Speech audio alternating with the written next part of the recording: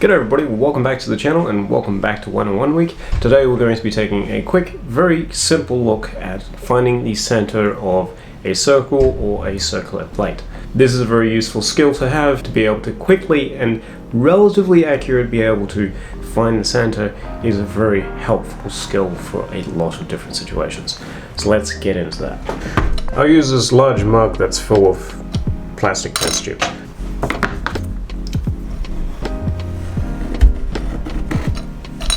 We're going to try and divide the circle into 4 pieces. Now you can be very particular about it and say, okay, this is the size of my circle, I'm going to find out what my circumference is, and then go from there, divide that into however many pieces, have a starting point, and then work your way around. However, there's also a very quick and easy way to do it, and that is to guess. We're going to say about there, and then we're going to say about here and here.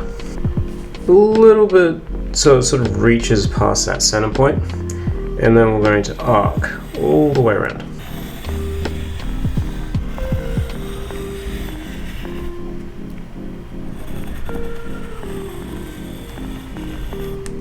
So now we have a square that's roughly in the center. So how do we work with this square now?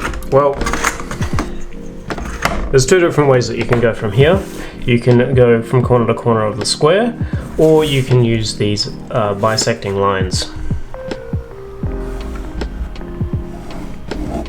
And then to check, see whether or not this is our exact center, we can mark another circle.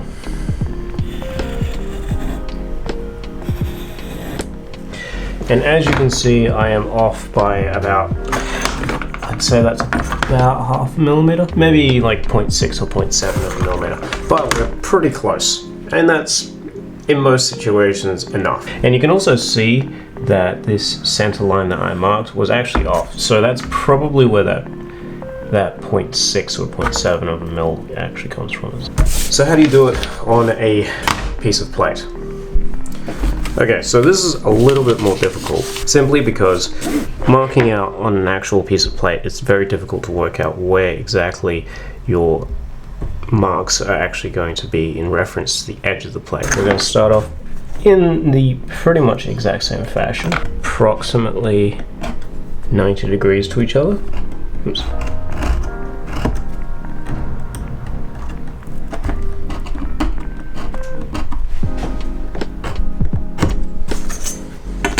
We want this to be as close as we can to the edge, but we also want it to be consistent, so we're going to use our dividers in what my TAFE lecturer says is the wrong way. We should be using a scratch gauge for this, but dividers will work. Once again, we're not going for complete accuracy, we're going to get ourselves as close as we can though with the tools that we have on hand. And we're just going to mark a little bit in from each one of these. Center punch each one. Now reset your spring dividers all the way out. Once again, mark your arcs.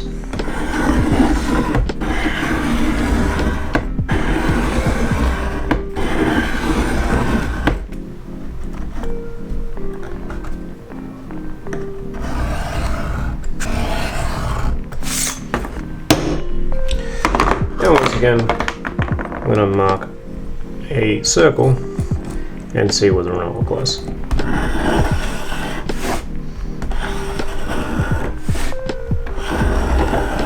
So as you can see, that's our line there. It runs around the edge and it gets pretty close to the edge there, starts to back away again. So once again, we're off by a little bit of a millimeter, but this isn't the most accurate way to do it, but it is a nice and easy way to do it. So I hope this helps you out, and once again, it's all about being accurate in your marking out. The more accurate you are with putting those lines in the right spot, the more accurate your final job is going to be.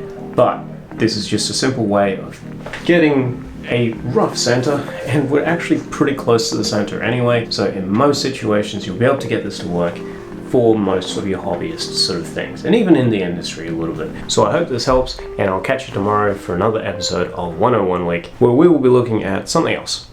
Not sure yet.